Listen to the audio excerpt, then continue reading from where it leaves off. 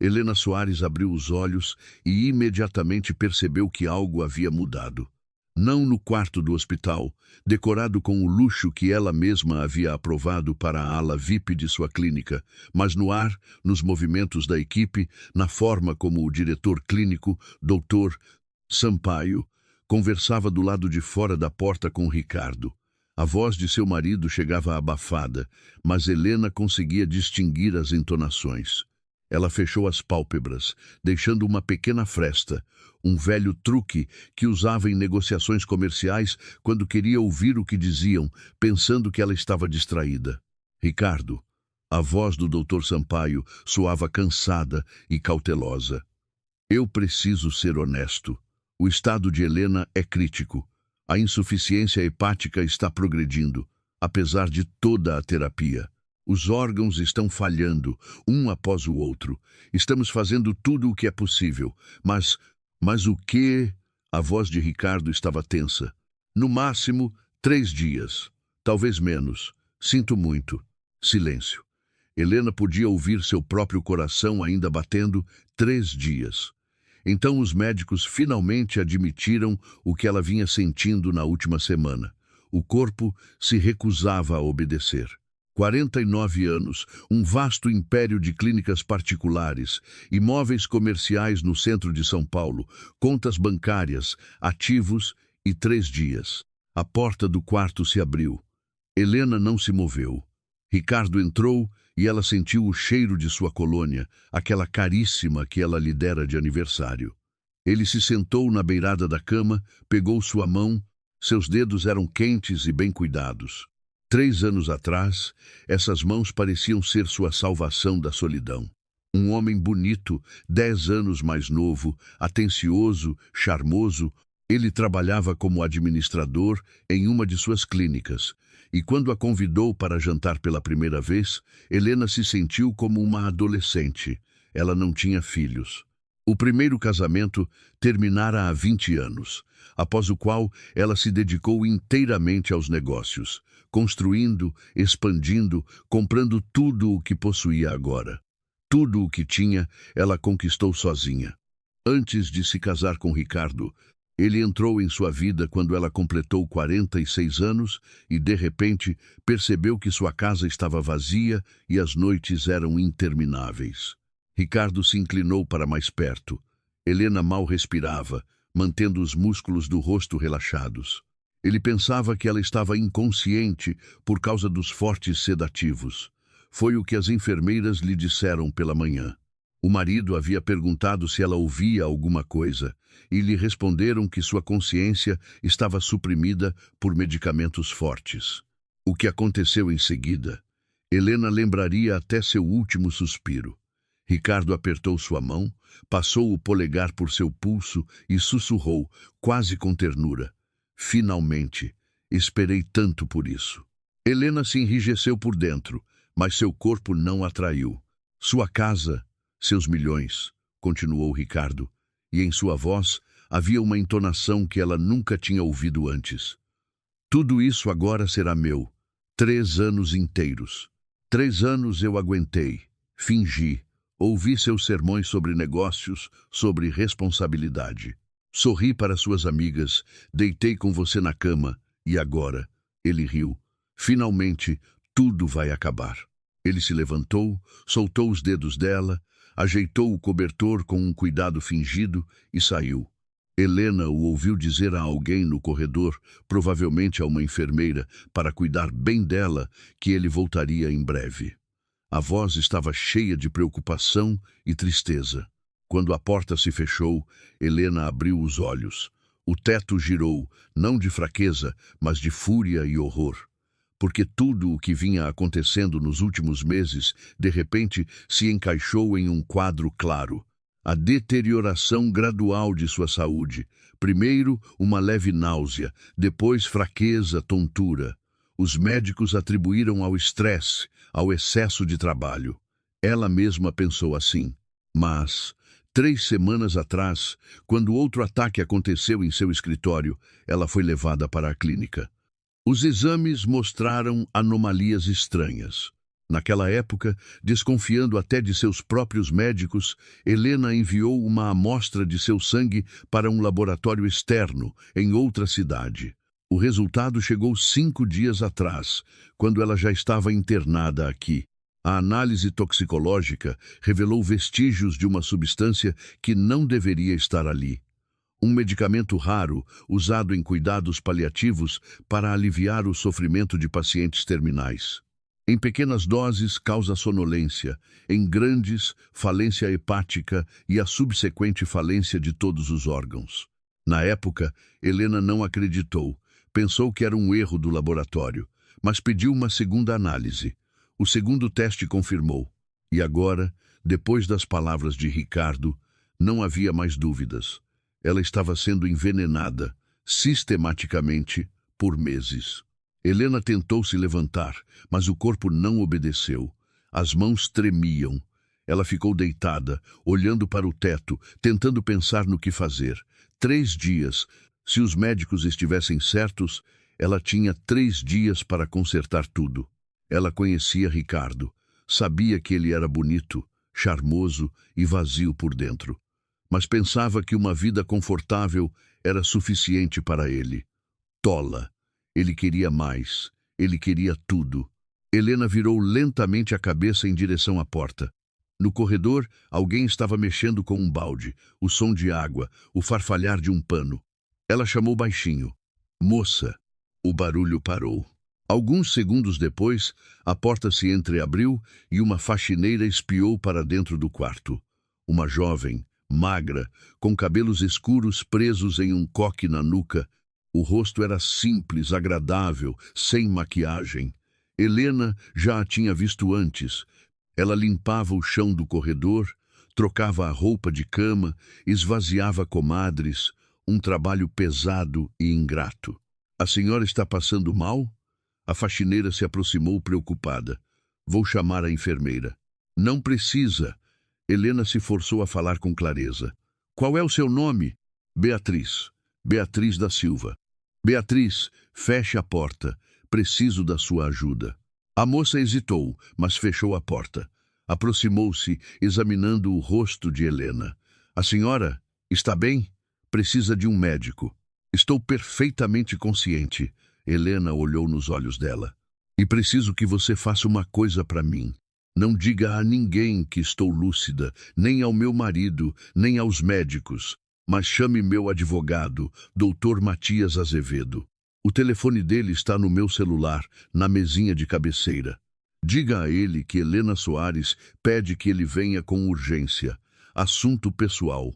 Beatriz balançou a cabeça. Mas eu não posso. Isso não faz parte das minhas funções. Se eles descobrirem... Se você fizer tudo como eu digo... Helena fez uma pausa, reunindo forças. Você receberá tanto dinheiro que nunca mais precisará trabalhar como faxineira. Não vai mais limpar o chão dos outros, nem esvaziar comadres. Estou falando sério. A moça a encarava com desconfiança, mas algo brilhou em seus olhos. Esperança, desespero.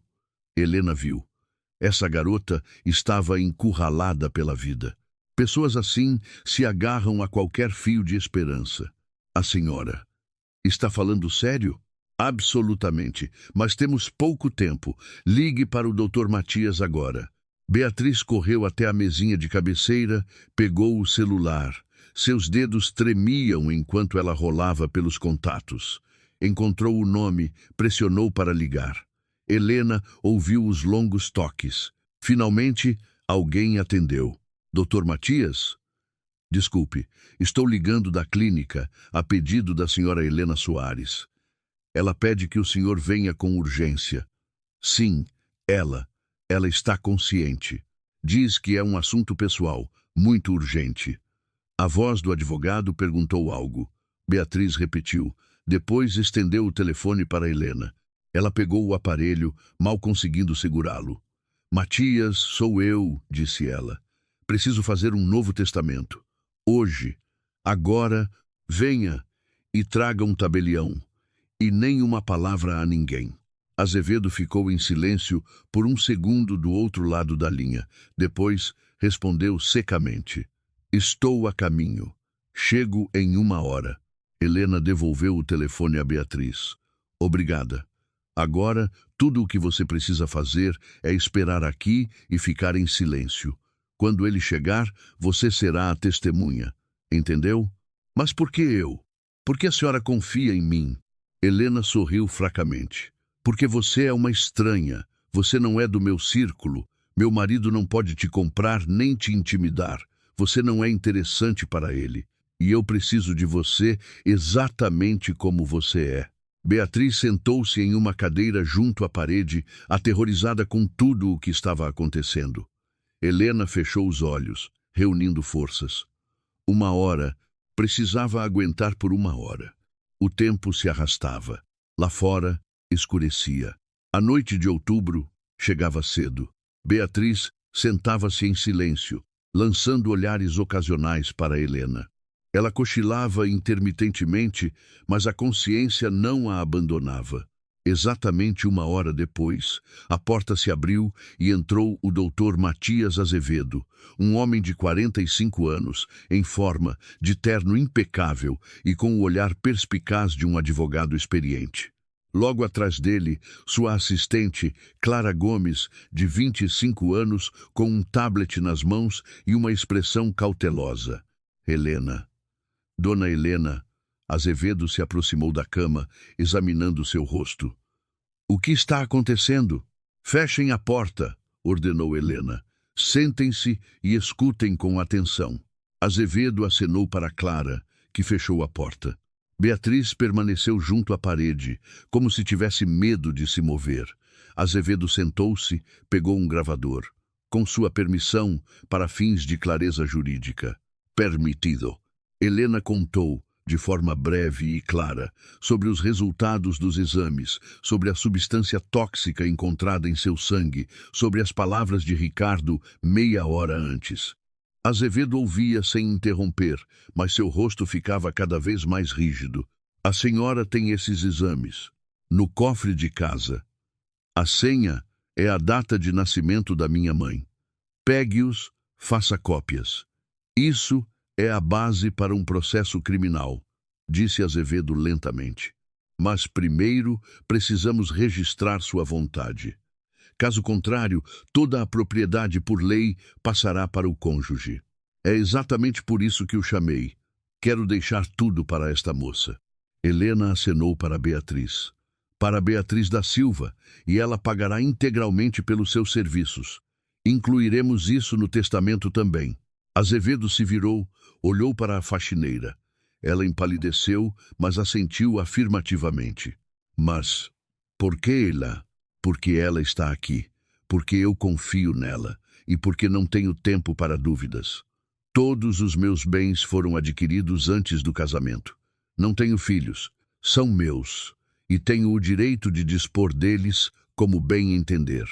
Elabore o testamento de forma que Ricardo não possa contestá-lo. Azevedo assentiu. Precisaremos de um tabelião e de um médico que confirme sua capacidade mental no momento da assinatura. Sem isso, o testamento é vulnerável. Organize isso. Hoje, agora. Certo. Clara, chame o tabelião de plantão e encontre um neurologista ou psiquiatra, independente de outra clínica. Peça que venham imediatamente. Clara saiu, pegando o telefone. Azevedo se virou para Beatriz. Moça, você entende o que vai acontecer agora? Beatriz assentiu, incerta. Não completamente. Você herdará toda a propriedade de Helena Soares. A casa, as clínicas, os imóveis, as contas. Você se tornará uma mulher muito rica, mas também se tornará um alvo para o marido dela. Ele tentará contestar o testamento. Talvez tente intimidá-la, suborná-la ou algo pior. Você está preparada para isso? Beatriz ficou em silêncio. Depois disse lentamente. Eu preciso estar? Sim, porque legalmente faremos tudo corretamente, mas psicologicamente será uma guerra. Helena interveio. Beatriz, eu não estou pedindo que você seja uma santa. Quando receber o dinheiro, faça o que quiser com ele. Mas peço uma coisa. Leve o caso do envenenamento dele até o fim, para que ele seja preso, para que não mate mais ninguém. E recompense generosamente todos que a ajudarem nisso. Você promete? A moça olhou para ela com lágrimas nos olhos. Eu prometo. Meia hora depois, reuniram-se no quarto o tabelião, um homem idoso com uma pasta e um carimbo, a psiquiatra de um hospital vizinho, uma mulher de 50 e poucos anos, Azevedo, Clara, Beatriz e a própria Helena. A psiquiatra realizou um exame, fez perguntas. Que dia é hoje? Onde a senhora está? Qual o nome do presidente? Helena respondeu com clareza. A médica anotou no formulário. Paciente orientada no tempo, no espaço e em relação a si mesma. Consciência clara. Capaz. Assinatura, carimbo. O tabelião abriu seu notebook, começou a digitar o texto do testamento. Leu em voz alta. Eu, Helena Soares, em pleno gozo de minhas faculdades mentais e de perfeito juízo, lego todos os meus bens, que na data de meu falecimento me pertencerem, a Beatriz da Silva. Ele ergueu os olhos. Dona Helena, a senhora compreende que está deserdando seu cônjuge? Compreendo. A senhora está agindo por vontade própria, sem coação? Sim. Confirmo. Confirmo. Não. O tabelião assentiu. Imprimiu o documento em uma mini impressora portátil. Azevedo filmava todo o procedimento com a câmera do celular. Helena assinou, com a mão trêmula. O tabelião carimbou e autenticou.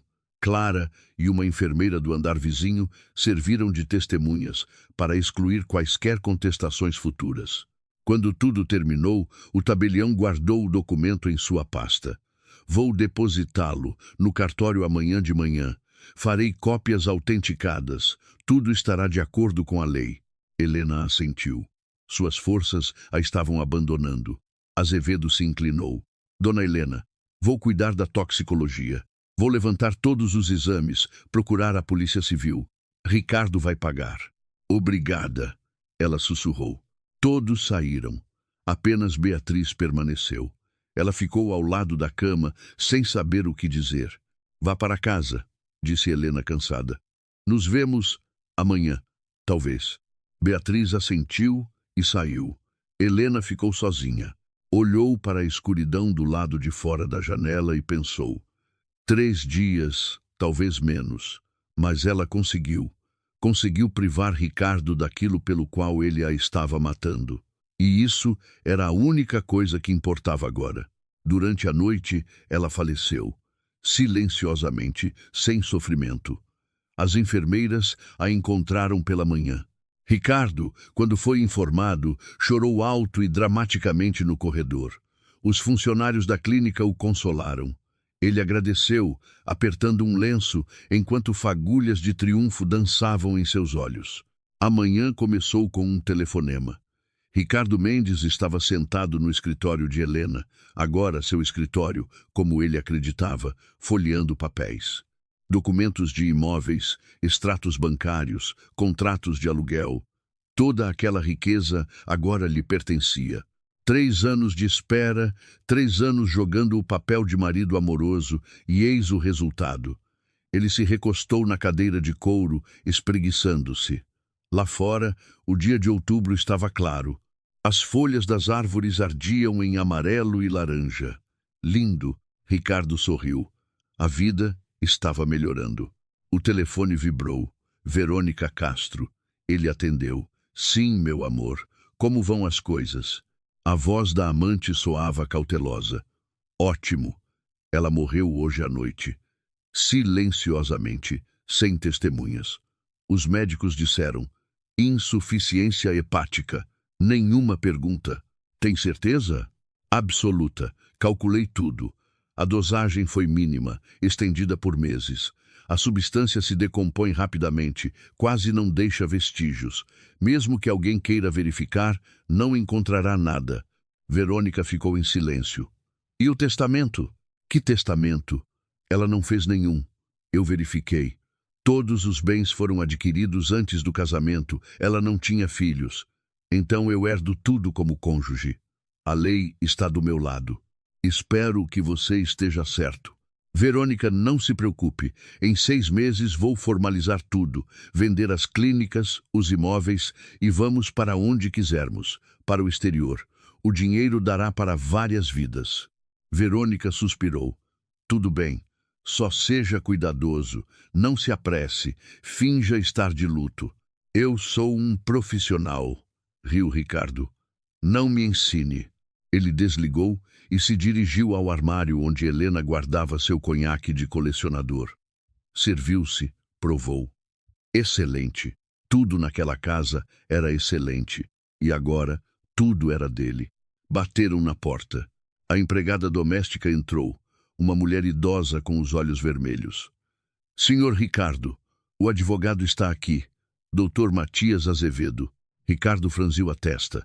Azevedo. Esse sempre foi muito esperto e muito atento. Helena confiava a ele todos os assuntos jurídicos. O que ele queria? Deixe eu entrar. Azevedo apareceu no escritório, em forma de terno impecável, com um rosto sério. Ele não estendeu a mão para um aperto de mão, apenas acenou com a cabeça. Senhor Mendes, meus pêsames. Obrigado. Ricardo fez uma expressão de dor. Isto é uma tragédia. Sem dúvida. Preciso discutir algumas questões jurídicas com o senhor. Estou ouvindo. Azevedo sentou-se sem esperar ser convidado. Pegou uma pasta. Helena Soares deixou um testamento. Ricardo ficou tenso. Como assim? Ela não lhe disse nada sobre um testamento. E o que diz? Todos os bens que pertenciam a ela no momento de sua morte foram legados a outra pessoa. Pausa. Ricardo não entendeu imediatamente o significado do que foi dito. Então, perguntou novamente. O que quer dizer? Quer dizer que o senhor não é o herdeiro testamentário. Helena Soares dispôs de seus bens de outra forma. Ricardo se levantou de um salto. Isso é impossível. Ela estava em coma quando ela teve tempo. Azevedo o encarou friamente. O testamento foi formalizado um dia antes de sua morte, na presença de um tabelião, de uma médica psiquiatra que confirmou sua capacidade mental e de 2 testemunhas. Tudo absolutamente legal. Para quem? Ricardo sentiu um calafrio na espinha. Para quem ela deixou? Isso será anunciado no cartório amanhã, às 10 da manhã. Sua presença é obrigatória. Eu vou contestar. Ricardo bateu com o punho na mesa. Ela não estava sã. Estava doente. Temos um laudo médico atestando sua plena capacidade no momento da assinatura. Temos uma gravação em vídeo. Temos o depoimento do tabelião. Azevedo se levantou. Aconselho que o senhor se prepare moralmente e contrate seu próprio advogado. Ele saiu sem se despedir. Ricardo ficou sozinho, respirando com dificuldade. Um testamento. Como ela ousou? Como ela conseguiu? Ele pegou o telefone, ligou para Verônica. Temos um problema enorme. Na manhã seguinte, Ricardo apareceu no cartório. Verônica o acompanhava. Ele a apresentou como uma amiga da família que o estava apoiando neste momento difícil. O tabelião, o mesmo homem idoso, os recebeu em seu escritório. Lá já estavam sentados Azevedo e sua assistente Clara. Onde está o herdeiro? Perguntou Ricardo bruscamente. A herdeira enviou um representante, respondeu o tabelião. Seus interesses são representados pelo doutor Azevedo, com base em uma procuração autenticada. Quem é ela? Onde ela está? O tabelião abriu uma pasta, pegou um documento. De acordo com o testamento de Helena Soares, a única herdeira de todos os seus bens é Beatriz da Silva, residente em... Quem é essa? Ricardo não acreditou no que ouvia. Nunca ouvi falar dela. A faxineira da clínica onde sua esposa faleceu, confirmou o tabelião.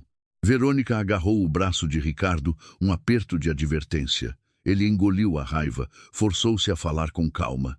Isso é um absurdo. Helena não conhecia essa moça. Como ela pôde deixar tudo para ela? Azevedo respondeu com firmeza.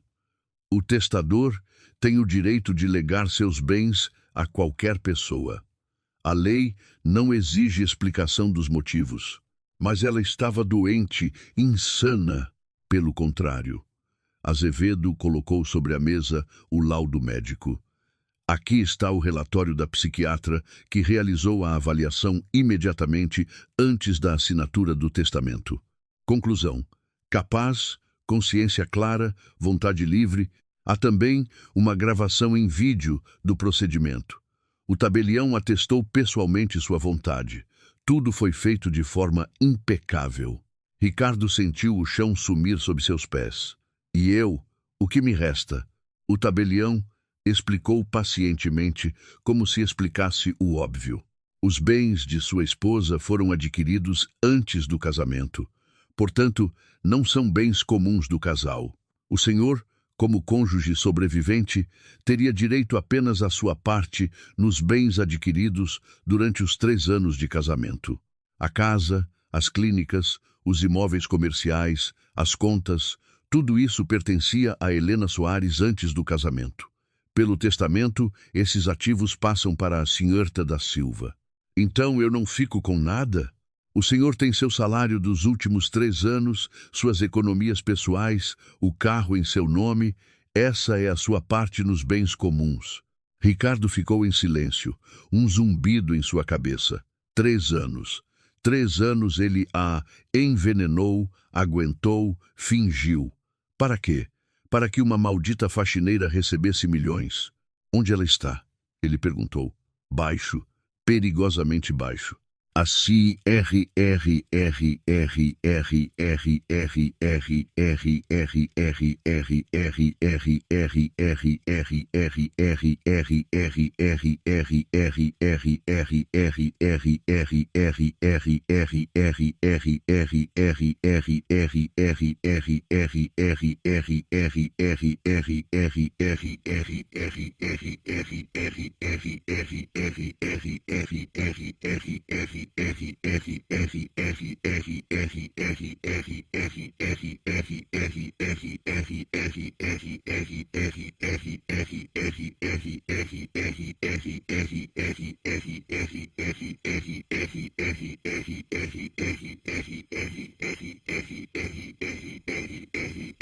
eu quero falar com ela. Isso é impossível, interveio Azevedo. Minha cliente não deseja se encontrar com o senhor. Eu vou contestar o testamento. Vou entrar na justiça. É seu direito. Mas aviso, temos todos os motivos para acreditar que a contestação será infrutífera. O testamento foi redigido de forma juridicamente correta. A vontade da testadora foi expressa claramente. Os documentos médicos confirmam sua capacidade. Não há fundamentos para anular o testamento. Ricardo se levantou cambaleando. Verônica o amparou pelo braço. Eles saíram do cartório em silêncio. Na rua, Ricardo parou, virando-se para Verônica. Tudo desmoronou. Ele sussurrou. Nem tudo. Verônica o encarou com dureza. Vamos encontrar essa garota. Vamos forçá-la a renunciar. Intimidar, subornar, não importa. O principal é agir rápido. Azevedo a escondeu em algum lugar. Vamos encontrá-la. Eu tenho contatos, pessoas que sabem como procurar. Me dê alguns dias. Ricardo assentiu. O ódio borbulhava em seu peito. Helena o enganou. Mesmo morrendo, ela conseguiu se vingar. Mas ele não desistiria. Não depois de tudo o que investiu. Enquanto isso, no escritório de Azevedo, uma reunião estava em andamento. Dr. Matias estava sentado à sua mesa, em frente a Clara Gomes e a um detetive particular, Marcos Ribeiro, um ex-policial, homem robusto de 42 anos com cabelos grisalhos. A situação é a seguinte, começou Azevedo. Beatriz está segura por enquanto. Ela se mudou para um estado vizinho, alugou um quarto, conseguiu um emprego temporário. Mas Mendes vai procurá-la. Ele não vai parar. O que ele pode fazer? Perguntou Clara. Intimidar, subornar, forçá-la a renunciar à herança. No caso extremo, eliminá-la fisicamente. Estamos lidando com um homem que envenenou sistematicamente sua esposa. Ele é capaz de tudo. Marcos assentiu. Vou levantar todas as câmeras de segurança da clínica, rastrear quem teve contato com a senhora Soares nos últimos meses. Vou verificar as farmácias, o que Mendes comprou, quais medicamentos. Se ele a envenenou, deixou rastros. Ótimo. Mais um ponto. Precisamos de um inquérito policial. Sem isso, Mendes permanecerá livre e continuará a caçar Beatriz. Já preparei uma notícia-crime para a Polícia Civil. Anexei os laudos toxicológicos que Helena fez. Lá está claro, no sangue dela há uma substância que ela não tomava por prescrição médica. Clara perguntou: e se a perícia não confirmar o envenenamento? Vai confirmar. Helena era meticulosa. Ela enviou as amostras para 2 laboratórios independentes. Os resultados são idênticos. Além disso, ela registrou a piora de seu estado por datas, manteve um diário de sintomas. Tudo isso são provas indiretas, mas fortes. A quem entregaremos o caso? Ao delegado Fábio Guzmão. Ele trabalha na Delegacia de Homicídios. Um profissional não aceita subornos. Se alguém pode levar este caso a julgamento, é ele. Marcos se levantou. Começo a trabalhar. Amanhã apresento os primeiros resultados. Ele saiu. Azevedo se virou para Clara. Entre em contato com a Beatriz. Diga a ela que tudo está correndo conforme o plano. Que ela fique quieta, não chame atenção. Se algo acontecer, que me ligue imediatamente. Certo. E mais uma coisa, levante todos os documentos de Helena, contratos, atas, extratos.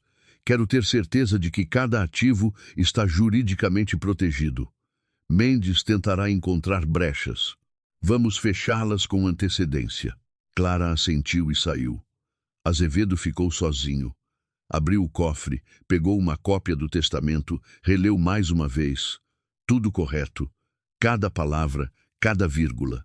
Helena Soares era uma mulher inteligente. Mesmo morrendo, ela pensou em tudo, nos mínimos detalhes. Ele se lembrou da última conversa deles no quarto do hospital, como ela o olhava, calmamente, sem medo. Matias, eu sei que estou morrendo, mas quero que ele não receba nada, nem um centavo, que ele entenda que me matou em vão. Dona Helena, a senhora tem certeza de que quer dar tudo para a Beatriz? A senhora mal a conhece. Conheço o suficiente. Ela é honesta, trabalha por uma miséria, aluga um quarto, paga as dívidas do tratamento da falecida mãe. Pessoas assim não se compram.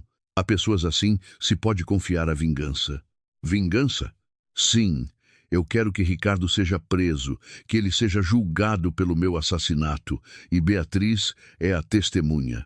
Ela o viu entrar no meu quarto, ouviu o que eu disse depois. Ela ajudará a investigação. Ela me prometeu. Azevedo assentiu na época, e agora cumpria a promessa feita a uma cliente moribunda. Ele trancou o testamento de volta no cofre e pegou o telefone. Ligou para o delegado Guzmão. Fábio, aqui é o Matias Azevedo. Tenho um material para você. Possível homicídio doloso por envenenamento sistemático. Vou enviar os documentos. O caso é complexo, mas promissor. Guzmão, do outro lado, ficou em silêncio por um momento. Envie. Vou dar uma olhada. Obrigado. Aguardo seu retorno. Azevedo desligou. Agora era esperar. Esperar que a máquina da justiça começasse a funcionar. Lenta, mas inexoravelmente. Enquanto isso, em um pequeno quarto alugado em uma cidade vizinha, Beatriz da Silva estava sentada em um sofá velho, olhando pela janela. Lá fora, uma garoa fina de outono caía. As gotas escorriam pelo vidro, fundindo-se em riachos sinuosos. Ela ainda não acreditava. Tudo parecia um sonho. 2 dias atrás, ela limpava o chão de um corredor de hospital, recebia um salário minúsculo, contava os centavos até o dia do pagamento. E hoje, o doutor Azevedo a informou. Ela era herdeira de uma fortuna imensa. Beatriz não estava feliz. Estava com medo, porque entendia que o marido de Helena não a deixaria em paz. Ele viria. Ele a procuraria. E então, O telefone vibrou. Clara Gomes. Beatriz, como você está? Normal. Estou em casa. Ótimo. Não saia sem necessidade. Mendes já começou a procurar. Estamos monitorando as ações dele. Por enquanto, ele não sabe onde você está, mas tenha cuidado. Ok. Mais uma coisa. Em breve, o delegado vai querer tomar seu depoimento sobre o que você viu no hospital, o que a senhora Soares disse. Esteja preparada. Estou preparada. Eu prometi a ela. Muito bem. Aguente firme. 1. Beatriz desligou. Lembrou-se do rosto de Helena Soares. Pálido, emagrecido, mas com um olhar claro e firme. Lembrou-se de suas últimas palavras. Leve o caso do envenenamento dele até o fim, para que ele seja preso. Ela levaria. Aconteça o que acontecer. Porque Helena lhe dera uma chance para uma outra vida. E Beatriz não a decepcionaria. Lá fora, o crepúsculo se adensava. Em outra cidade, Ricardo Mendes reunia informações, traçava planos, preparava-se para o ataque. E aqui, em um quarto silencioso, a moça que até ontem não era ninguém se preparava para se defender. O jogo havia começado, e as apostas eram altas demais para perder. Delegado Fábio Guzmão estava em seu gabinete, no prédio da Polícia Civil, estudando os materiais enviados pelo advogado Azevedo. A pasta era grossa. Laudos médicos, análises toxicológicas de 2 laboratórios independentes, prontuários, o diário pessoal da falecida Helena Soares, onde ela registrava os sintomas por data. Guzmão era um investigador experiente, com reputação de ser meticuloso e incorruptível. Ele não gostava de casos de grande repercussão, mas quando pegava um, levava até o fim. Agora, ele lia o laudo toxicológico pela 3ª vez. Tudo se encaixava. No sangue de Helena foram encontrados vestígios de um medicamento usado em medicina paliativa para aliviar o sofrimento de pacientes terminais, e em grandes doses era letal. A substância era rara, de venda controlada. Helena não tinha câncer. De onde veio? Guzmão pegou o telefone, ligou para Azevedo. Doutor Matias, recebi os materiais. Uma pergunta. Helena tinha alguma razão para tomar esse medicamento? Nenhuma. Seu médico confirmou. Ele não prescreveu nada parecido. Além disso, a própria Helena suspeitou de algo e secretamente fez os exames em um laboratório externo. Os resultados são chocantes, mas confiáveis. Entendido. Quem tinha acesso à comida e aos medicamentos dela?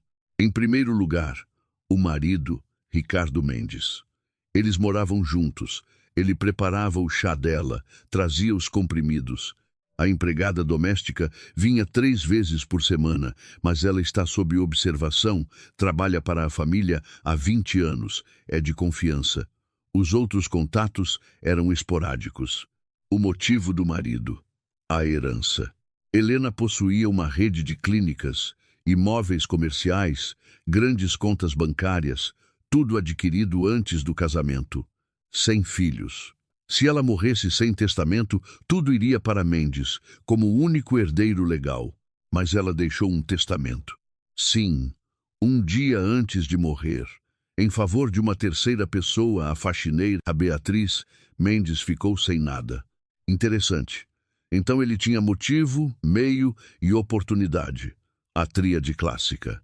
Exatamente. Além disso, há uma testemunha. Beatriz ouviu Helena me contar sobre suas suspeitas. Ela está pronta para depor. Onde ela está agora? Em um lugar seguro. Mendes a está procurando ativamente, tentando intimidá-la, forçá-la a renunciar à herança. Temo pela vida dela. Guzmão franziu a testa. Certo.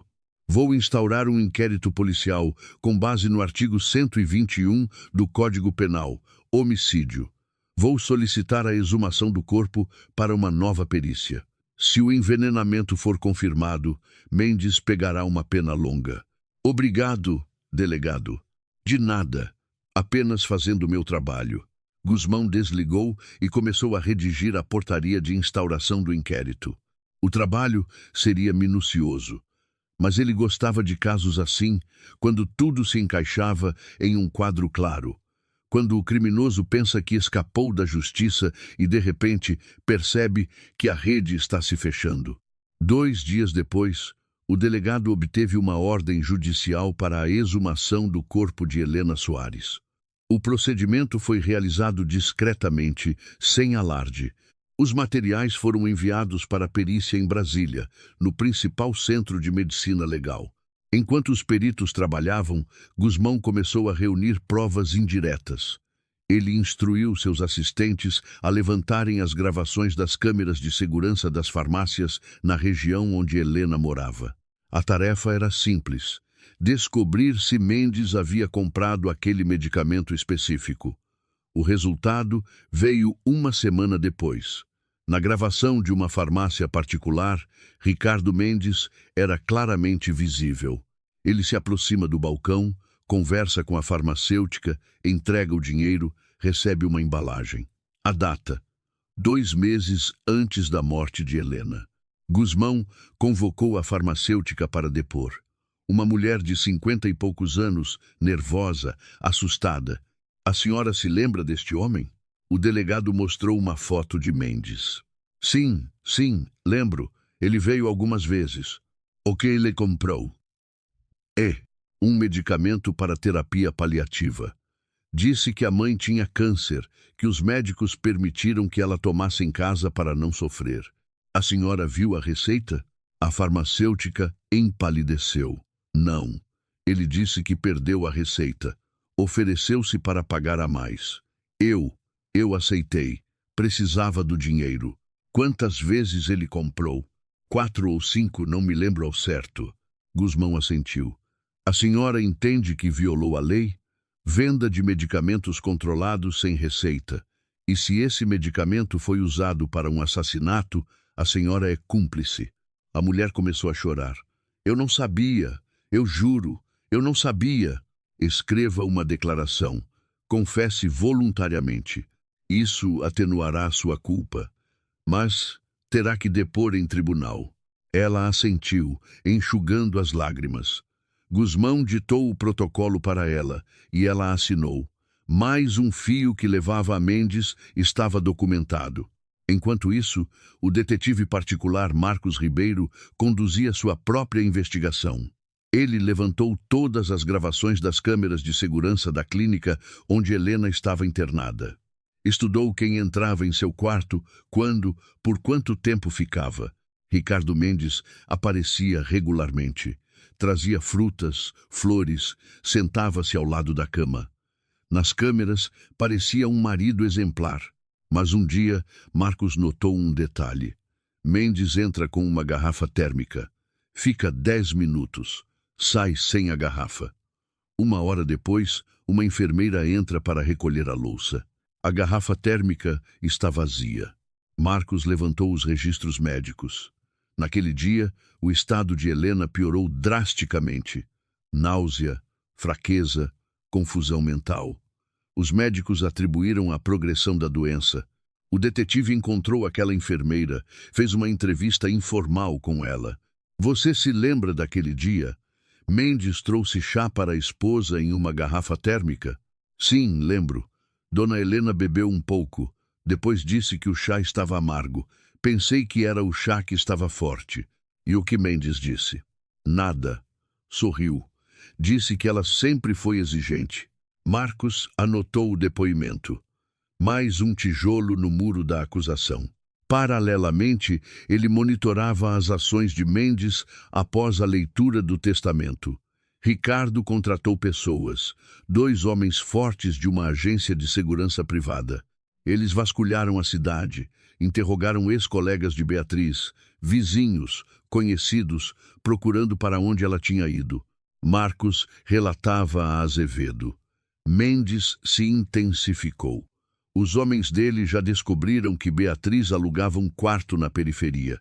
Interrogaram a dona da casa. Ela disse que a moça se mudou há 1 semana. Não deixou endereço novo.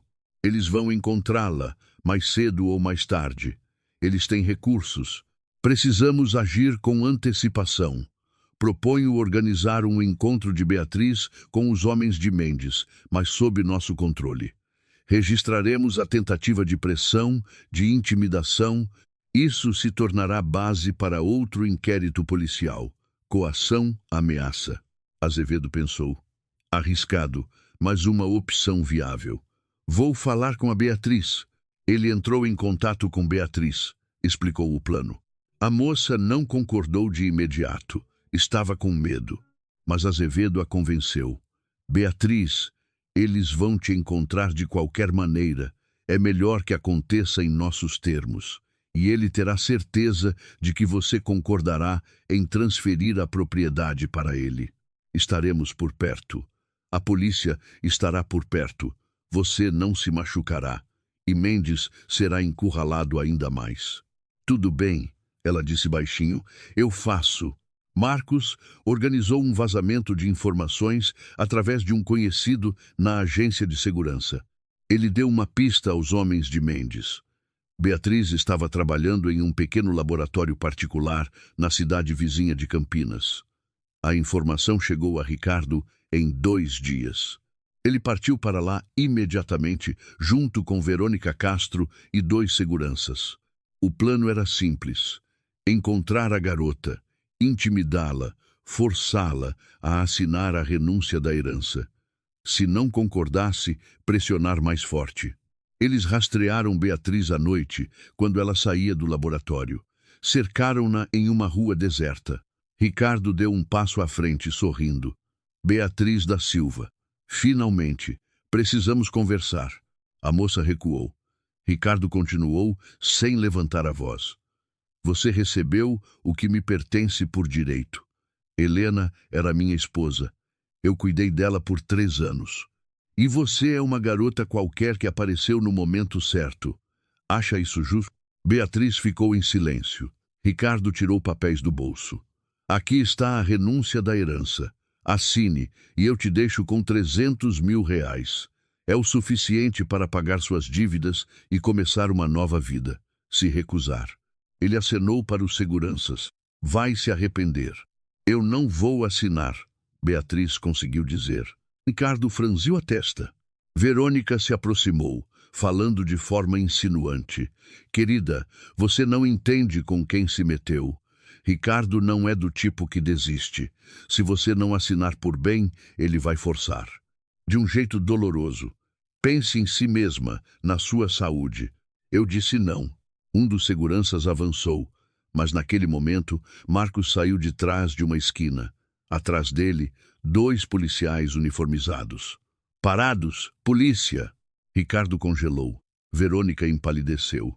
Os seguranças se entreolharam, confusos. Marcos se aproximou de Beatriz. Está tudo bem? Sim. Ela tremia, mas se mantinha firme. Eles me ameaçaram, exigiram que eu assinasse a renúncia da herança. Um policial anotava o depoimento. Ricardo tentou se justificar. Estávamos apenas conversando. Não houve ameaças. Temos tudo gravado. Marcos tirou um gravador do bolso de Beatriz. Cada palavra, incluindo a frase sobre ela se arrepender se recusasse. Ricardo percebeu que estava perdido. Os policiais lavraram um boletim de ocorrência. Detiveram ele e Verônica para prestar esclarecimentos. Os seguranças foram liberados com a obrigação de comparecer à delegacia. Ricardo ficou detido até a manhã seguinte. Depois, foi liberado sob fiança, com a proibição de deixar a cidade. Mas o caso foi aberto. O delegado Guzmão recebeu os materiais e instaurou um inquérito por coação e ameaça de uso de violência. Agora, corriam 2 processos contra Mendes: o assassinato de Helena e a ameaça à herdeira. A situação estava se tornando crítica. Ricardo voltou para a casa que não lhe pertencia mais. Verônica estava sentada no sofá, segurando a cabeça e lamentando. Tudo está desmoronando, Ricardo. Eles estão nos encurralando. Cale a boca, ele rosnou. Estou pensando. Pensando em quê? Precisamos fugir enquanto há tempo. Fugir para onde? Eu não tenho dinheiro. Helena deixou tudo para aquela maldita garota. Só me restou meu mísero salário de 3 anos que já se foi há muito tempo. Então, o que vamos fazer? Ricardo ficou em silêncio. Ele entendia que o tempo estava se esgotando. O delegado estava investigando, o detetive coletando provas, as testemunhas depondo. Em breve, ele seria preso. E então, tudo acabaria. Ele precisava de um plano, desesperado, arriscado, mas um plano. Ele pegou o telefone, ligou para um de seus seguranças. Escute com atenção. Preciso de informações sobre a Beatriz. Tudo o que encontrar, onde ela mora, onde trabalha, quem a protege. Pago o dobro do normal. O segurança concordou. Ricardo desligou. Verônica o encarou, horrorizada. Você enlouqueceu? Depois do que aconteceu, você de novo. Eu não vou desistir. Ele a interrompeu. Passei 3 anos com aquela mulher. 3 anos. E agora uma faxineira qualquer vai ficar com tudo? Não. Eu vou forçá-la a renunciar. A qualquer custo. Verônica se levantou. Então, sem mim. Não quero ser presa por sua causa. Então, suma daqui, gritou Ricardo. Não preciso mais de você. Ele abateu a porta. Ricardo ficou sozinho, sentado no escuro, respirando com dificuldade. O ódio o consumia. Ódio de Helena, que o enganou. De Beatriz, que roubou seu futuro. De Verônica, que fugiu, deixando-o sozinho. De Azevedo, que transformou tudo em uma guerra jurídica. Mas ele não desistiria. Nunca. Enquanto isso, o delegado Guzmão examinava novos materiais. A perícia de Brasília chegou mais rápido do que o esperado. O resultado era inequívoco. A morte de Helena Soares ocorreu por falência de múltiplos órgãos, causada pela administração sistemática de uma substância tóxica. A concentração da substância nos tecidos indicava um envenenamento prolongado de pelo menos 3 meses. Guzmão ligou para Azevedo. Dr. Matias, a perícia está pronta. O envenenamento foi confirmado. Estou emitindo um mandado de prisão para Mendes. Amanhã o intimo para depor. Ele tentará fugir, possivelmente. Por isso, pedirei ao juiz a decretação da prisão preventiva. O risco de fuga e de pressão sobre as testemunhas é evidente. Concordo. Mantenha-me informado. Guzmão encerrou a ligação e começou a preparar os documentos. O cerco estava se fechando. Em breve, Ricardo Mendes estaria onde merecia, atrás das grades. Ricardo Mendes recebeu a intimação às 8 da manhã. Um oficial de justiça entregou o envelope, pediu que assinasse. Ricardo abriu. Convocação para depor na Polícia Civil, na qualidade de réu, pelo crime de homicídio, artigo 121 do Código Penal. Ele leu 2 vezes. Então a perícia estava pronta. Então eles encontraram provas. Não havia mais tempo. Ricardo jogou a intimação na mesa, pegou o telefone, ligou para o segurança. Você descobriu onde exatamente a Beatriz mora, em Campinas? Sim. Ela aluga um quarto na rua Minas Gerais, número 17. Não há segurança com ela, mas o detetive Marcos aparece periodicamente. Ótimo. Quanto eu te devo? 50.000. Você vai receber. Só mais um serviço. Preciso que você a assuste, de verdade, para que ela entenda. Ou renuncia à herança, ou... E se a polícia estiver vigiando a casa? Não tenha medo. Faremos tudo discretamente. Ou o quê? Ou a encontrarão em um valão. O segurança fez uma pausa, acrescentando: isso já é outro dinheiro e outros riscos. 100.000 em dinheiro. Metade agora, metade depois. Quando? Hoje à noite. Eu mesmo vou. Você vem comigo. Levamos mais um cara de confiança. Combinado? Ricardo desligou. A adrenalina estava a 1000. Ele sabia que era loucura. O delegado já estava em seu encalço. Amanhã era o depoimento. Poderiam prendê-lo, mas se não fizesse nada, perderia definitivamente. E se Beatriz renunciasse à herança, o caso se desmancharia. Sem herança, não há motivo. Sem motivo, a acusação enfraquece. Ele arrumou suas coisas, dinheiro, documentos, um celular reserva. Deixou um bilhete para a empregada, dizendo que foi para a casa de um amigo por alguns dias, que os nervos não aguentavam. Entrou no carro, foi ao encontro do segurança. Enquanto isso, em Campinas, Beatriz da Silva terminava seu dia de trabalho. O laboratório fechava às 6 da tarde. Ela trocou de roupa, saiu para a rua. Novembro havia chegado com força. Vento frio, umidade, escurecia cedo. Beatriz caminhava por uma rua deserta em direção ao ponto de ônibus. O telefone vibrou. Clara Gomes. Beatriz, onde você está? Indo para casa. O trabalho acabou. O Marcos não poderá te encontrar hoje. Ele tem outro compromisso. Tenha cuidado. Qualquer coisa, ligue imediatamente. Tudo bem. Beatriz guardou o telefone, olhou ao redor. A rua estava vazia, os postes de luz brilhavam fracamente. Ela sentiu um mal-estar. Apressou o passo. Atrás dela, ouviu o barulho de um motor de carro. Beatriz se virou. Um SUV preto vinha devagar, quase na mesma velocidade que ela. O vidro baixou. Ao volante, um homem desconhecido. No banco de trás, Ricardo Mendes. Beatriz da Silva, entre, precisamos conversar. Não. Ela recuou. O SUV parou. As portas se abriram. Do carro, saltaram dois homens, fortes, de roupas escuras. Um agarrou Beatriz pelo braço, o outro tapou sua boca. Ela tentou se soltar, mas não teve forças. Foi empurrada para dentro do carro, espremida entre os seguranças. O SUV arrancou. Ricardo se virou para ela. Foi um erro ser tão teimosa, Beatriz. Poderíamos ter resolvido isso tranquilamente.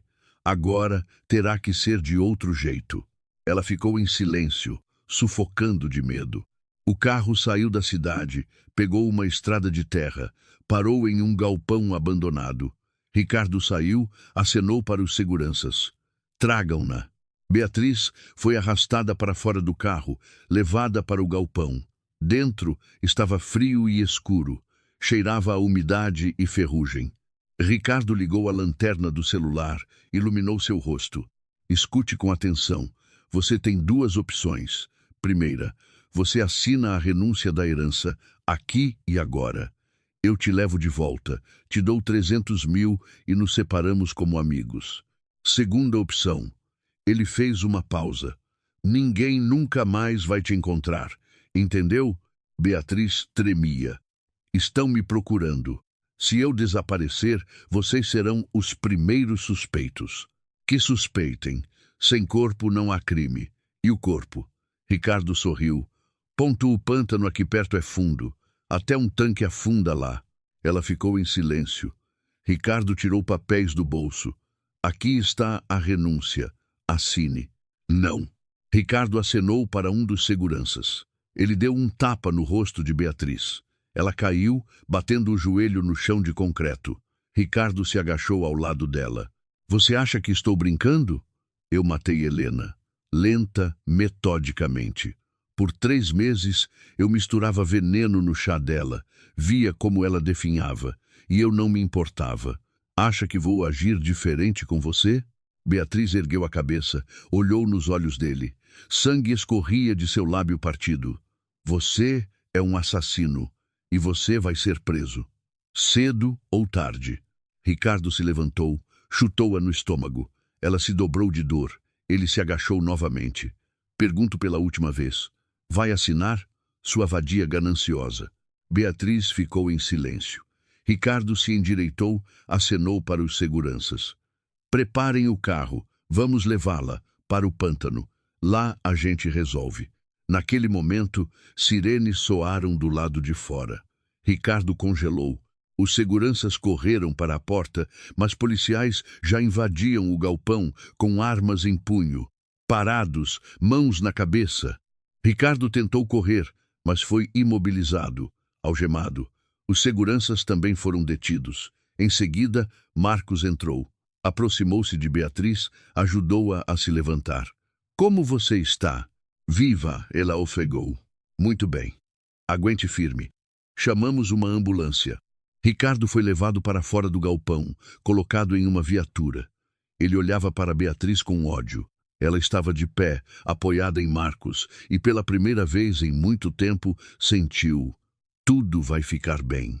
Marcos explicou a ela mais tarde, no hospital, quando os médicos trataram de seus ferimentos. Estávamos rastreando o celular de Mendes. Quando ele saiu da cidade, percebemos que estava tramando algo.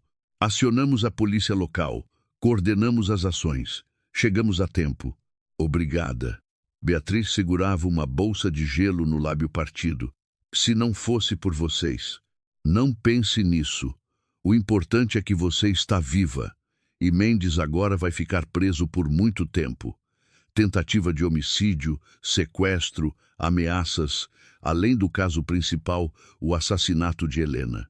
Ele deve pegar uns 20 anos. Beatriz assentiu. A dor estava diminuindo gradualmente. Ela fechou os olhos, lembrando do rosto de Helena Soares. A promessa que lhe fez, ela cumpriu. No dia seguinte, o delegado Guzmão interrogou Ricardo Mendes. Ele estava sentado em uma cela de detenção provisória, sem se barbear, com o olhar apagado. Ricardo Mendes, o senhor está sendo acusado de homicídio doloso de sua esposa, Helena Soares, por envenenamento sistemático e também por sequestro e tentativa de homicídio de Beatriz da Silva. O senhor admite a culpa? Não. Ricardo olhava carrancudo para a mesa. Temos a perícia confirmando o envenenamento. Temos testemunhas que o viram comprar o medicamento na farmácia sem receita.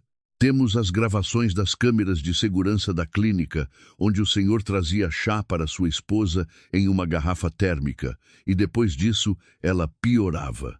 Temos a gravação da sua conversa com a Beatriz, onde o senhor diz claramente: eu matei Helena. Por 3 meses, misturei veneno no chá dela. Quer que eu toque a gravação? Ricardo ficou em silêncio. Guzmão ligou o gravador. A voz de Ricardo soou nítida. Eu matei Helena, lenta, metodicamente. Por 3 meses eu misturava veneno no chá dela, via como ela definhava, e eu não me importava. Guzmão desligou a gravação. Esta é a sua voz? Ricardo não respondeu. Guzmão continuou. Também temos o depoimento da Beatriz, que o senhor sequestrou, espancou e ameaçou de morte se ela não renunciasse à herança. Os ferimentos no corpo dela foram documentados. Seus seguranças já depuseram, confirmando que agiram sob suas ordens. Senhor Mendes, o senhor se encurralou. A única coisa que pode ajudá-lo é uma confissão. Ricardo ergueu a cabeça. Quero um advogado. É seu direito. O interrogatório está encerrado. Guzmão saiu da cela. Ligou para Azevedo. Doutor Matias, Mendes foi preso. O juiz decretou a prisão preventiva. O risco de fuga e de pressão sobre as testemunhas está descartado. Podemos passar para a próxima fase. Ótimo. Estou preparando os documentos para o processo civil. Mendes continua contestando o testamento, mas agora sua posição está ainda mais fraca. O tribunal verá. Um homem acusado de matar a esposa tentando obter seus bens. Isso parece cínico. Concordo. Quais as chances de ele ganhar o processo civil? Nulas. O testamento foi feito de forma impecável. O laudo médico de capacidade, a gravação em vídeo, os depoimentos do tabelião, tudo está lá. O tribunal negará o pedido dele com certeza. Então, resta apenas o processo criminal. Continuo coletando provas. Em breve, enviarei ao Ministério Público para oferecer a denúncia. Mantenha-me informado. Guzmão encerrou a conversa. O trabalho seguia conforme o plano. Mais algumas semanas e o caso seria levado a julgamento. Enquanto isso, na cidade vizinha, Beatriz da Silva estava sentada no apartamento que Azevedo alugou para ela. Um lugar seguro, com segurança 24 horas. Ela olhava pela janela para o céu de novembro e pensava em como sua vida havia mudado. 1 mês atrás, ela não era ninguém. limpava chão, recebia um salário de miséria, morava em um quarto alugado. Agora, era herdeira de uma fortuna imensa, testemunha-chave em um processo criminal, uma mulher que tentaram matar. Ela não se alegrava com o dinheiro, ainda não, porque entendia que este era o preço da vida de Helena Soares, e esse preço a obrigava. O telefone tocou. Azevedo. Beatriz, como você está? Normal. Os hematomas estão sumindo. Bom, tenho notícias. Mendes está preso. A investigação está coletando as últimas provas. Em breve, o caso irá a julgamento. Paralelamente, corre o processo civil do testamento. Em um mês, teremos a decisão. E o que eu faço? Espere. Deponha quando for chamada e se prepare para o fato de que, após o julgamento, você se tornará a proprietária de pleno direito de todos os bens de Helena. Beatriz ficou em silêncio. Doutor Matias, e se eu não quiser? Não quiser o quê? Tudo isso, o dinheiro, as casas, as clínicas. Estou com medo, não sei como viver com tudo isso. Azevedo suspirou. Beatriz, Helena a escolheu por um motivo. Ela viu algo em você que não via nos outros. Honestidade, talvez, ou simplesmente bondade. Ela queria que você tivesse uma chance. Não desista dela. Pegue o dinheiro, construa sua vida. Mas lembre-se, você prometeu a ela levar o caso até o fim, e você está cumprindo sua promessa. Eu me lembro. Ótimo. Aguente firme. Em breve, tudo vai acabar. Beatriz desligou. Olhou para uma foto de Helena Soares que Azevedo lhe dera. Uma mulher de meia idade, com um rosto inteligente e um olhar firme. Ela viveu uma vida difícil, construiu um negócio, perdeu um amor. E então foi traída e assassinada. Beatriz disse baixinho para o vazio. Eu levarei o caso até o fim, eu prometo. E na prisão, Ricardo Mendes estava deitado em seu beliche, olhando para o teto. A vida desmoronou. Tudo o que ele construiu em 3 anos ruiu em 1 mês. Helena o venceu, mesmo depois da morte. Ele se lembrava de seus últimos dias, como ela jazia na cama do hospital, pálida, fraca, como ele sussurrava para ela, pensando que estava inconsciente, como se alegrava. E ela ouviu tudo, entendeu tudo, e desferiu um contra-ataque do qual ele nunca se recuperaria. Ricardo fechou os olhos. A cela estava fria e abafada ao mesmo tempo. Em algum lugar, uma goteira pingava. O colega de cela roncava. A vida continuava, mas para ele havia parado. Ele se lembrou de Verônica. Ela partiu quando sentiu o perigo. Mulher esperta. Sempre foi mais esperta que ele. Usou-o assim como ele usou Helena. Ricardo virou-se para a parede. Amanhã, outro interrogatório. Depois, o julgamento. Depois, a sentença. 20 anos, talvez mais. Ele não viveria para ver a liberdade. Na sua idade, 20 anos era uma sentença de morte. Ele riu amargamente. Helena sabia o que estava fazendo. Ela o deixou vivo, mas tirou tudo pelo que ele viveu. Era pior que a morte. Passos soaram do lado de fora. A guarda trazia alguém novo. A porta da cela vizinha rangeu. Ricardo não se moveu. Não lhe importava. Helena venceu. E essa vitória foi absoluta. Passou-se meio ano. A primavera chegou inesperadamente rápido. A cidade se encheu do cheiro de vegetação fresca. Beatriz da Silva estava na janela de seu novo apartamento, olhando para a avenida lá embaixo. O apartamento era espaçoso, claro, com tetos altos.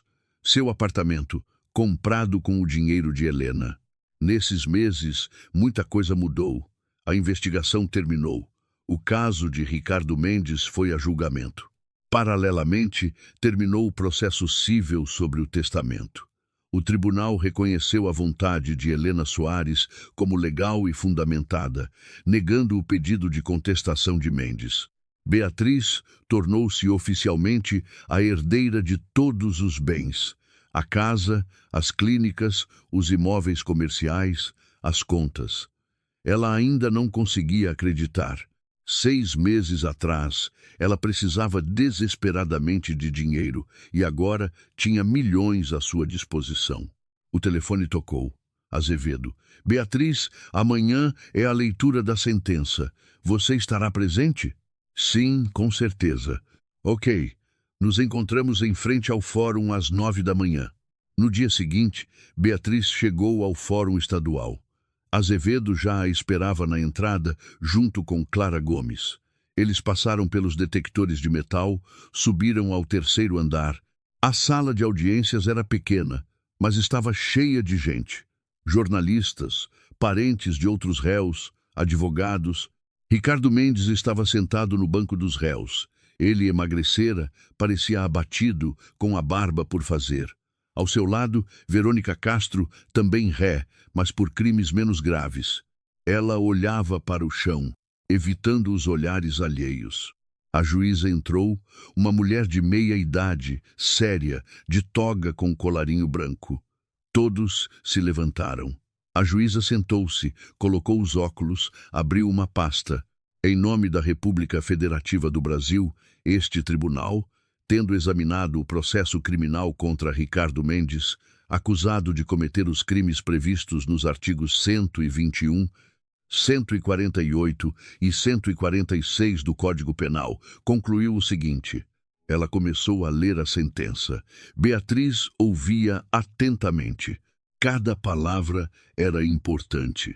Ricardo Mendes, estando casado com Helena Soares, com a intenção de se apossar de seus bens, sistematicamente adicionou à sua comida e bebida uma substância tóxica usada em medicina paliativa. As ações do réu levaram ao desenvolvimento de falência de múltiplos órgãos na vítima e sua subsequente morte. A juíza virou a página. A culpa de Mendes é confirmada pelas seguintes provas. O laudo da perícia médico-legal, que estabeleceu a presença da substância tóxica no organismo da falecida em concentração incompatível com a ingestão acidental. O depoimento da farmacêutica que vendeu ao réu o medicamento sem receita. As gravações das câmeras de segurança da farmácia e da clínica. O depoimento da testemunha Beatriz da Silva. A gravação de áudio da confissão do réu, feita durante o sequestro de Beatriz. Ricardo estava imóvel, cerrando os dentes. A juíza continuou. Além disso, Mendes cometeu o sequestro de Beatriz com o objetivo de forçá-la a renunciar à herança, usou de violência contra ela, ameaçou-a de morte. A culpa é confirmada pelo depoimento da vítima, de testemunhas, dos policiais que encontraram Beatriz no galpão abandonado, pelo laudo de corpo de delito das lesões corporais e pela gravação de áudio das ameaças. Ela fez uma pausa, olhando para Ricardo. O tribunal considera a culpa de Mendes totalmente provada. Não há circunstâncias atenuantes. Pelo contrário, há agravantes. O crime foi cometido por motivo torpe, com crueldade especial, contra uma pessoa próxima. O réu não se arrependeu, não confessou a culpa. Beatriz apertava as mãos no colo. Azevedo colocou a mão em seu ombro, acalmando-a. A juíza leu a parte dispositiva. Com base nos artigos do Código Penal, o tribunal sentencia: Ricardo Mendes é considerado culpado dos crimes previstos nos artigos 121, 148 e 146 do Código Penal brasileiro. Pelo concurso de crimes, fixa-se a pena de 22 anos de reclusão, a ser cumprida em regime fechado. Ricardo se sacudiu, agarrou-se às grades. Verônica soluçou. A juíza passou ao caso dela. Verônica Castro é considerada culpada de participação nos crimes previstos nos artigos 148 e 146 do Código Penal. Fixa-se a pena de 7 anos de reclusão a ser cumprida em regime semiaberto. A juíza fechou a pasta. A sentença pode ser objeto de recurso. A sessão está encerrada. Todos se levantaram. A escolta levou Ricardo e Verônica para a saída. Ricardo se virou, seus olhos encontraram os de Beatriz. Em seu olhar havia ódio, mas também outra coisa, a consciência do colapso total. Beatriz o encarou com calma. Ela não sentia prazer na desgraça alheia. Apenas cumpriu a promessa feita a Helena Soares. Levou o caso até o fim. Eles saíram da sala. Azevedo abraçou Beatriz pelos ombros. Acabou. Você está livre. Obrigada. Ela sorriu fracamente. A você, a Clara, ao Marcos, ao delegado Guzmão. Sem vocês, nada disso teria sido possível. Nós apenas fizemos nosso trabalho. E você foi corajosa. Isso é o principal. Eles desceram as escadas do fórum. Lá fora, o sol brilhava. Beatriz respirou fundo. Pela primeira vez em meio ano, sentiu alívio. Beatriz tornou-se a proprietária de pleno direito da casa de Helena Soares, de 3 clínicas particulares, 2 shoppings, salas comerciais e contas bancárias. A soma era enorme, cerca de 400 milhões de reais. Beatriz contratou administradores para as clínicas, corretores para vender parte dos imóveis. Ela não queria manter tudo, era demais. Vendeu os shoppings, um dos prédios de escritórios. Manteve a casa e uma clínica que funcionava bem e gerava uma renda estável. O dinheiro da venda foi investido em ativos seguros. Parte foi doada para a caridade, para uma fundação de ajuda a pacientes com câncer. Outra parte foi usada para pagar todas as suas dívidas e as de sua mãe e parentes distantes. A Azevedo e sua equipe, ela pagou honorários generosos, mais do que pediram. A Marcos também. Ao delegado Guzmão, deu um relógio caro. Ele não podia aceitar dinheiro, mas aceitou o presente. Obrigado, disse Guzmão, apertando sua mão. Nem todo mundo aguentaria essa pressão. Você foi ótima. Eu apenas cumpri uma promessa. Isso tem muito valor. Beatriz sorriu. Guzmão foi embora e ela ficou sozinha no escritório de Azevedo. Doutor Matias serviu-lhe um chá, sentou-se à sua frente. E agora, Beatriz? Não sei. Quero viver em paz, sem medo, sem perseguições. Quero estudar, fazer faculdade de psicologia. Agora eu tenho essa oportunidade. Isso é o certo. Helena gostaria que você fosse feliz. Vou tentar. Azevedo assentiu.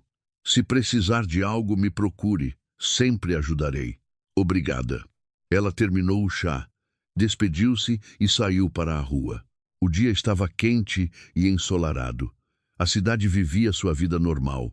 As pessoas corriam para seus afazeres, crianças brincavam nos pátios, vendedores nas lojas atendiam os clientes. Beatriz pegou um táxi, deu o endereço da casa de Helena Soares. Sua casa agora. Ficava em um bairro tranquilo, cercada por um jardim. Ela entrou, andou pelos cômodos. Tudo estava limpo, arrumado. A antiga empregada havia se aposentado, mas vinha uma vez por semana para arejar e limpar. Beatriz subiu ao 2º andar. Entrou no quarto de Helena. O quarto era espaçoso, claro. Na mesinha de cabeceira, uma foto de Helena na juventude. Bonita, confiante. Beatriz tirou as chaves da casa da bolsa, colocou-as na mesinha de cabeceira, ao lado da foto. Disse baixinho. Dona Helena, eu fiz tudo como a senhora pediu. Ricardo foi condenado, pegou 22 anos. Ele não vai mais envenenar ninguém, não vai mais enganar ninguém. Obrigada pela confiança. Vou tentar ser digna do que a senhora me deixou. Ela ficou em silêncio por um momento. Depois saiu do quarto. Desceu, foi para a sala de estar, sentou-se em uma poltrona perto da lareira. Fechou os olhos. Tudo havia acabado. Ricardo estava atrás das grades. Verônica também. A herança estava regularizada. As dívidas pagas. A vida começava de novo. Beatriz se lembrou daquele dia no quarto do hospital, quando Helena a chamou. Lembrou-se de suas palavras. Se você fizer tudo como eu digo, nunca mais precisará trabalhar como faxineira. Na época, parecia o delírio de uma pessoa doente. Agora era a realidade. Ela abriu os olhos, olhou para a lareira. A vida lhe dera uma chance. Helena lhe dera uma chance, e ela não a desperdiçaria. Ela manteve a casa, mas raramente morava lá, preferindo o apartamento no centro. A clínica gerava lucro, os administradores trabalhavam honestamente.